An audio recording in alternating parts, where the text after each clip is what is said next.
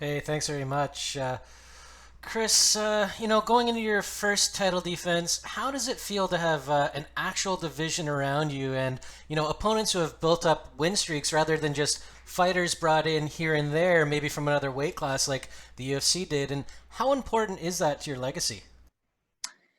For me, I was thinking in my mind, it's I'm number contender one always. I'm going to fight to get my title, and I always think this way. I think this way motivate me every time, every morning when I wake up, and I don't push it too much pressure on me. And I think the pressure I put in the gym every day and be prepared for the day to fight.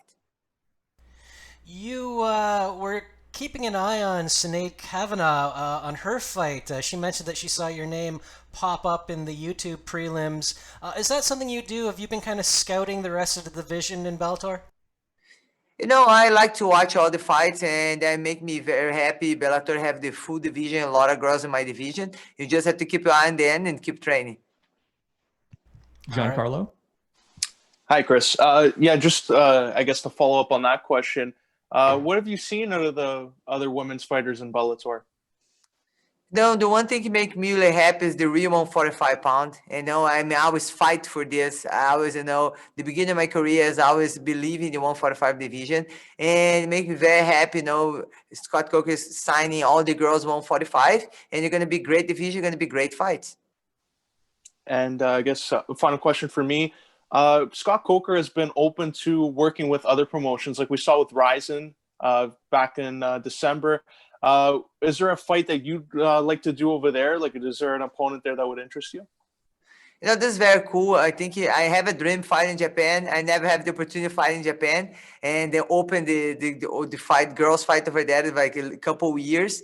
And for me, if I have the opportunity over there, for sure, this is one thing very nice Bellator does with another show. This is make the best fight, promote can do. Doesn't matter where it at. This is very cool.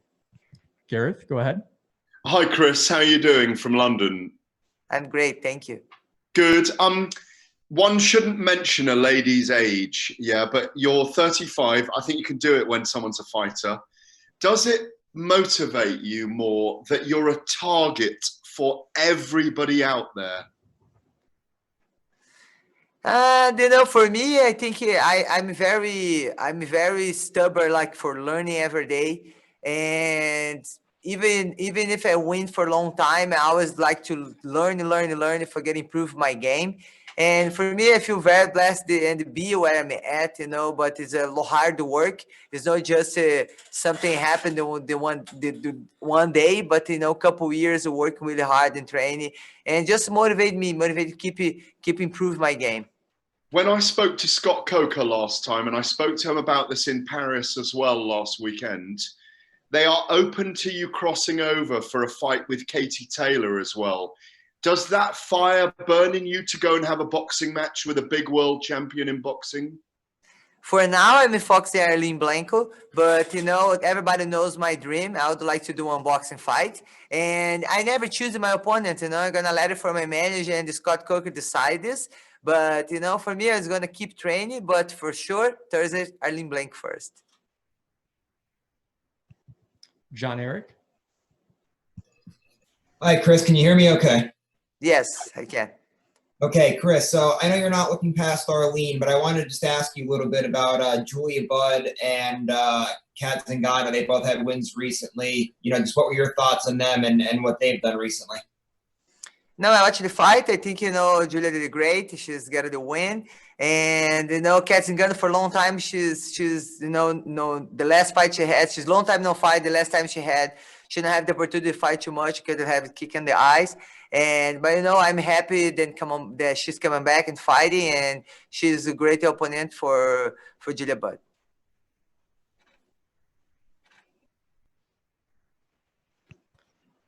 Donna, go ahead. Hi, Chris. Can you hear me okay? Yes, I can. Perfect. I heard you talking about the potential of doing a boxing fight. I know you're very focused on Thursday night's bout, but has there ever been any discussions between your team and Eddie Hearn about potentially fighting Katie Taylor? You know, for now, I think we didn't talk to him, but I think maybe Scott Coker talked to him. But you know, I always let these things. My manager, you know, Adi Atari, talk to decide what's the next. But really, guys, I really would like you guys asking for me about Arlene Blencowe, about my next fight, because I'm really gonna answer about Arlene Blencowe. But for sure, it's my dream doing the boxing fight. If it be Katie Taylor, the next one, are gonna be great. But for Fox now, Arlene Blencowe, I have to do one step each time. Okay, speaking of Arlene Blencowe and the division as a whole, do you believe that you are in the best 145-pound division in the world? I know it's all the girls 145 pounds. You know, I don't see another organization have all the 145 pounds. Maybe have 2 or 3, but you know, here we have in Bellator all the girls. You're a big favorite against Arlene Blencowe. What have you been seeing in her game that makes you? What are you seeing in her game that you need to nullify to be able to get the win and defend your title for the first time?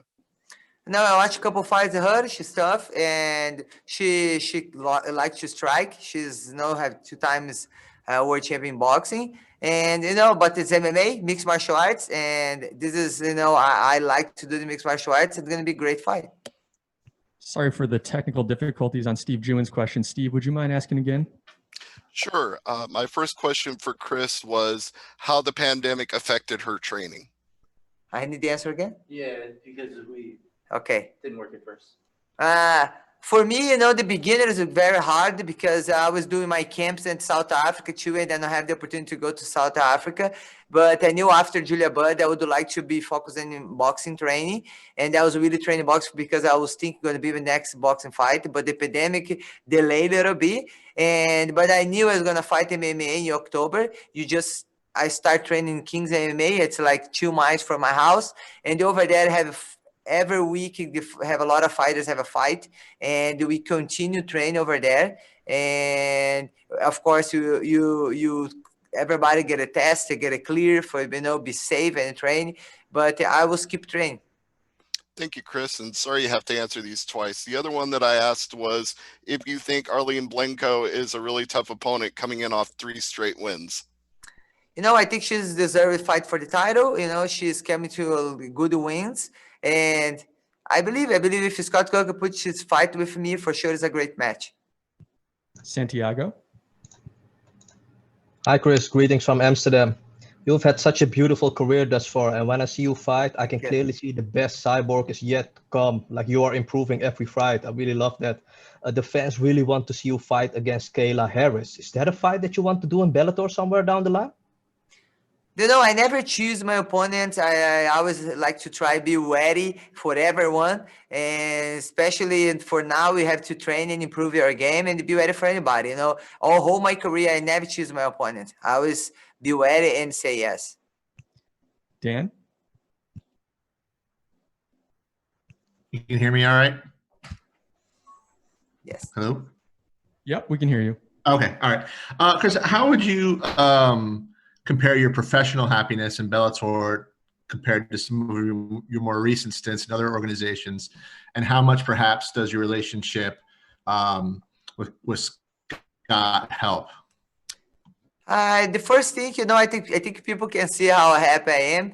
I think people can see when follow me how happy be with Bellator. The first thing for me, I really, the first thing in my life is respect, you know, and respect and be healthy relationship with people around you. And work with Scott Coker in Bellator, for me, it is very nice. I worked with him before at the Strike Force. And when I start to work with Bellator, the first time I see everybody says, Cris, welcome home. Because, you know, the most people here work at Bellator, work before in Strike Force. And I'm really happy to be here. You know, people can see every day, you know, how happy I am, and very excited and motivated to do every fight here. Do you sense they value you more as a person and as a competitor than just another cog in the machine? You know, I feel like Scott Coker he's really appreciate every fighter. You know, you didn't see him blame any fighter in the media. You don't see that. You know, you don't see that and then try damage the brand fighters. You know, it's a partnership. You know, both to work together. And this is the thing, you know. If the fighters don't fight, the event don't happen. And then because this is me with a partner, and this very nice work, Scott Coker, he's know this, and he works very professionally. Thank you. Mark? Thank you. Cris, the last couple of fights that you've had over the past couple of years, you went past the second round. You went to the later rounds as well. There was an expectation early on in your career that you would finish early. Can you tell me a little bit about, you know, the idea of the division maybe catching up to you a little bit more, and you know, that part of your game, the ability to go into the later rounds and to be able to train for that? You know, I don't know if I understand her question. Your durability and the way you're able to go longer in fights. Usually, every fight, I always train for 6 rounds. And the whole my career, I always fight for defend the title. And for the title, if you think about it, I always the most fight in my career, I do 5 rounds in 5 minutes. I know the fights finish early, but I always prepare for 5 rounds, you know. Usually I do 6 rounds or 7 rounds every time, you know, for be prepared for every round and do better. And the one thing I have it, like, it's from me, genetic thing. When I start training, I'm getting better each round, better and better. Yeah, and to follow up on that, the other part of the question was, I mean, do you feel that a lot of these fighters are starting to get a lot better and challenge you a little bit more inside the cage? You know, I respect all my opponents, and I know almost MMA, it's a new sport, but now it started a lot of explosion everywhere. But the girls getting better, and you can see a lot of kids, young kids training mixed martial arts, everything, and it just make me happy to see everyone training. You can see the girls fight and get excited and show a lot of improvement. And yes, this is very cool, and it's just gonna get better. Gareth? Yes, just carrying on that question, Cris, about, I mean, it's sad we haven't had a female journalist on the call yet. I hope we do. But you've been around 15 years in the sport. Is the interest now so much greater in women's MMA than you have ever known? You know, I feel very blessed to be here this moment, you know, because I know when I started the beginning of my career, start training, don't have a lot of girls, don't have event, then really would like to put the girls fighting. But I always believe, you know, I was training for maybe one day I can have the opportunity to fight on a big event. And for now, you can see the people love to watch women's MMA, and this moment I can fight. You know, I feel very blessed this opportunity, and I know after me is gonna have more and more, and they're gonna grow, and it just make me really happy to be part of this story. Do you think women get enough respect from largely a male audience and male journalists as well? Yes, I believe you get respect. I think each time you get more respect if you see when you see the nice fights the girls put together. And I believe the beginner we don't have the opportunity, but after we have the opportunity, we start show up and show the girls can fight. Now it's not about no respect. They don't have the opportunity. We have time for a couple more. Nadira? Hi, Cris. Big fan. I think you look beautiful. Thank you. As one of the most accomplished MMA athletes and champions of our time, how do you find yourself navigating continuously putting on these spectacular and dominant performances and also managing risk to make sure you come out as the winner? You know, I really love my job. You know, I think the first thing I feel like when you love your job, you dedicate more you can.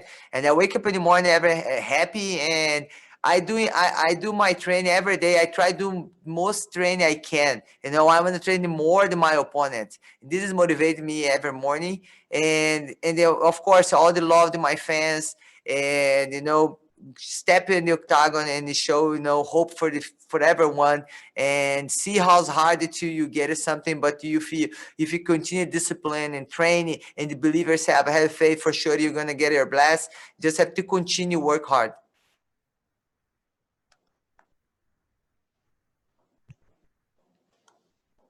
Giancarlo? Cris, just also to follow up on one of the previous questions, you're one of the most dominant fighters like in the sport. Now with CBS Sports being involved with Bellator and the events showing there, how do you hope women's MMA will be, I guess, broadcasted or covered now that it's on CBS Sports? I feel very honored to have the opportunity to open, the first event at the CBS network, Sport Network, and I'm happy, for doing I just gonna do what I do always, do my best and make the people happy to watch it and make people excited and be the best Thursday night with Bellator.